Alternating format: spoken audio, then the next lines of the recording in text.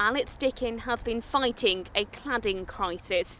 He bought his flat in Ipswich in 2016, a year before the Grenfell Tower disaster.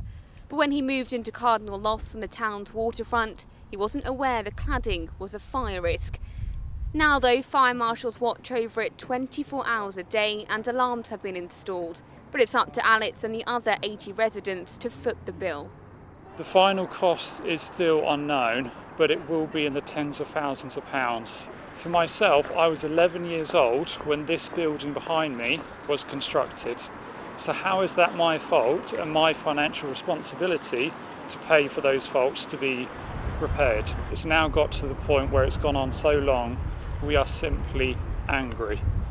Alex was hoping the government would step in to help, but those hopes have been dashed. An amendment to the fire safety bill, which would have protected leaseholders paying the costs, was rejected by MPs this week, meaning people like Alex will continue to face crippling costs. He'd love to sell his flat, but with mortgage providers unwilling to lend to potential buyers, it's proving impossible. What we're finding is that when we're getting to the survey stage of them, the surveyors are valuing them at zero. So they're unmortgageable. So, they can't get the finance and the sellers are stuck. They want to move on with their lives and, move home, and that decision for them to move has been taken out of their hands. Local MP Tom Hunt was one of just 32 Conservative MPs to rebel against the government, having seen firsthand the situation residents here are facing.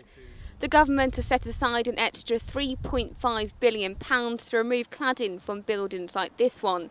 But experts say it won't scratch the surface, leaving people like Alex to pay the costs with only vague promises of ever getting their money back. Grenfell was nearly 4 years ago, where 72 people died, and we're in a situation where we are potentially the next headline victims of another fire safety tragedy. And we are forced to live in these homes because they are unsellable. We are trapped in this situation. As another day passes, the conditions here remain the same. And for residents, another night feeling unsafe in homes they can't sell. Raveena Ghattaura, ITV News, Ipswich.